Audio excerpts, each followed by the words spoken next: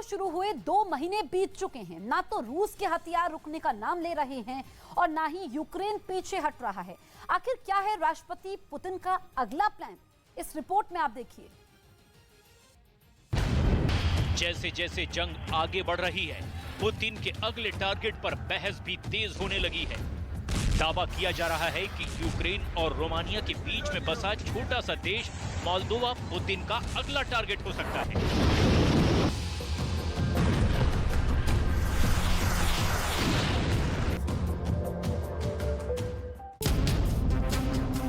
जैसे ही मोल्दोवा की चर्चा शुरू होती है, बेलारूस के राष्ट्रपति लुकाशेंको का ये 1 महीने पुराना वीडियो एक बार फिर से चर्चा में आ जाता है।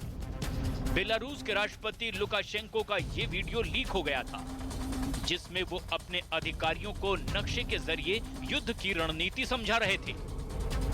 लुकाशेंको के पीछे जो बैटल मैप दिख रहा है, उसमें रूस का लाइन ऑफ अटैक समझाया गया था। मतलब ये बताया गया कि रूस यूक्रेन पर हमले को कैसे कामयाब बनाएगा। बेलारूस के राष्ट्रपति इसी बारे में बात कर रहे थे, लेकिन इस दौरान उनसे एक गलती हो गई, क्योंकि उन्होंने अपने अधिकारियों के सामने पुतिन का टॉप सीक्रेट प्लान खोलकर रख दिया। वो छड़ी से मोल्दोवा की ओर इशारा करके बात करते दिखे।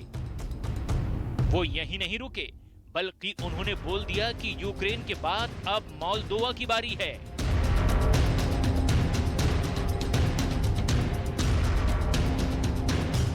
बेलारूस के राष्ट्रपति अलेक्जेंडर लुकाशेंको व्लादिमीर पुतिन के अच्छे दोस्त हैं, और उनका मतलब जो लोग ये मान रहे थे कि पुतिन की नजर केवल यूक्रेन पर थी, वो गलत है।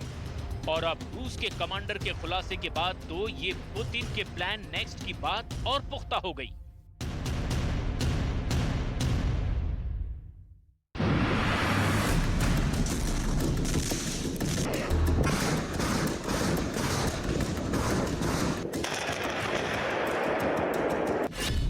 यूक्रेन के बाद मोल्दोवा की बारी। यूक्रेन के पूर्व और दक्षिण में जैसे जैसे जंग तेज हो रही है, रूस को एक के बाद एक कामयाबी मिल रही है।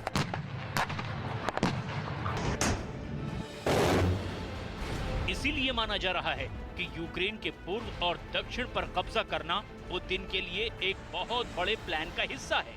यूक्रेन के राष्ट्रपति ज़ेलेंस्की पुतिन के प्लान को बखूबी समझ चुके हैं।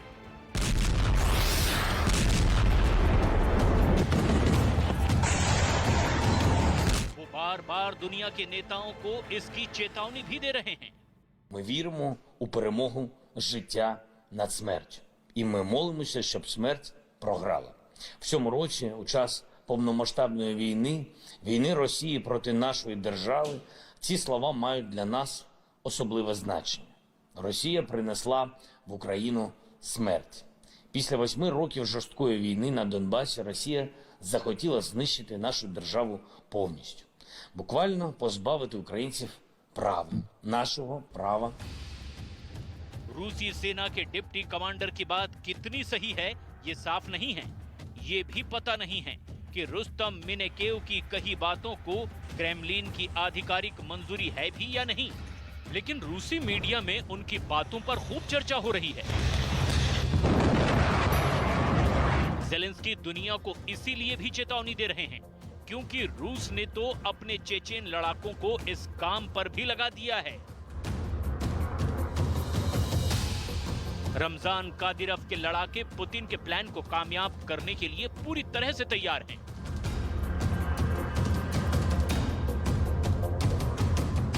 ऐसे में पुतिन की सेना अगर इस प्लान में कामयाब हो जाती है, तो पुतिन का सबसे बड़ा सपना पूरा हो जाएगा।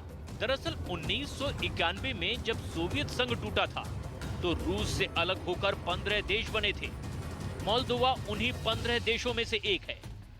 नक्शे पर देखकर समझा जा सकता है कि मोल्दोवा आखिर पुतिन के लिए इतना अहम क्यों है।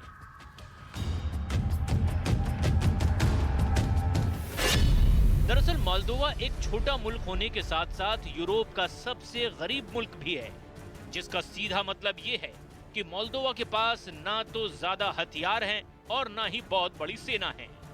अगर रूस ने मोल्दोवा पर हमला किया तो मोल्दोवा अपने दम पर तो जंग नहीं लड़ पाएगा। लेकिन सवाल ये है कि मोल्दोवा अगर पुतिन की मुट्ठी में चला गया तो होगा क्या? यूक्रेन का पड़ोसी मोल्दोवा एक लैंडलॉक्ड देश है। जो मोल्दोवा 3 तरफ से यूक्रेन से घिरा है, उसका पश्चिम का बॉर्डर रोमानिया से जुड़ता है।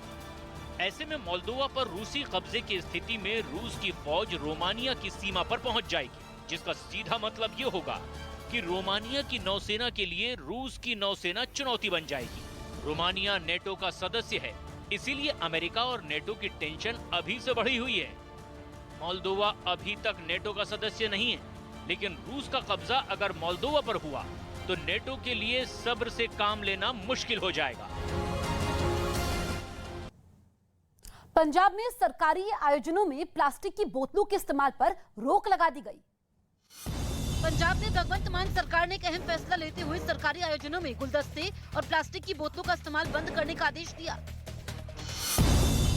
दिल्ली के मुख्यमंत्री अरविंद केजरीवाल ने हिमाचल की कांगड़ा में रैली की। इस दौरान अरविंद केजरीवाल ने जयराम सरकार पर जमकर हमला बोला। दिल्ली के विकास की तारीफ करते हुए केजरीवाल ने हिमाचल की जनता को दिल्ली आने का न्योता भी दिया। कांग्रेस और बीजेपी वालों ने भी हिमाचल प्रदेश को लूटने में कोई कसर नहीं छोड़ी। लखनऊ में मुख्यमंत्री योगी आदित्यनाथ गुरु तेग बहादुर की स्मृति में आयोजित एक सम्मान समारोह में शामिल हुए। डिप्टी सीएम केशव प्रसाद मौर्य और ब्रजेश पाठक भी समारोह में मौजूद रहे। यूक्रेन युद्ध के 2 महीने बाद ज़ेलेंस्की के पावर बैंक का पता मिल गया है। इसका फुल एड्रेस किसी और ने नहीं बल्कि खुद यूके के पीएम बोरिस जॉनसन ने बताया है।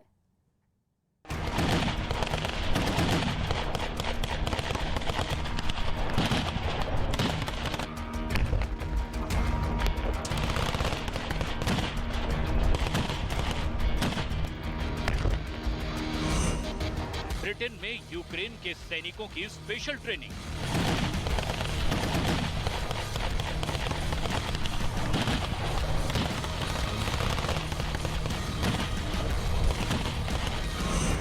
अमेरिका में ज़ेलेंस्की के फाइटर की ट्रेनिंग।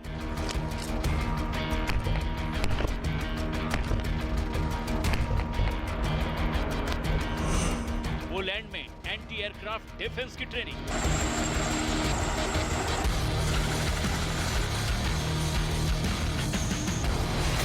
60 दिन से घमासान के बाद भी यूक्रेन में पुतिन की सेना को क्यों मात मिल रही है, इसके खुफिया सुराग मिल गए हैं।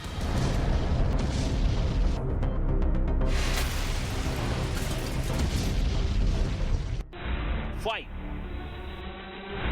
4, 3, 2, 1, फायर। और रूस का टैंक तबाह।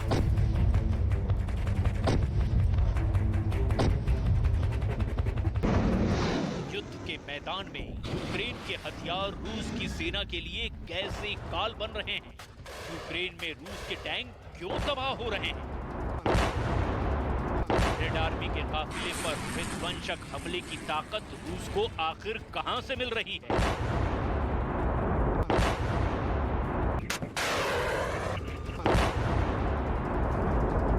रूस के अटैकिंग हेलीकॉप्टर को गिराने की ट्रेनिंग यूक्रेनी सेना को कौन दे रहा है?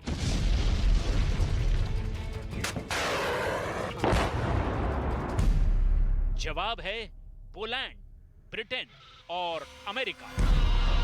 इन देशों से हथियार तो आ ही रहे हैं। यूक्रेन के सैनिकों को उन हथियारों को चलाने के लिए ट्रेंड भी किया जा रहा है।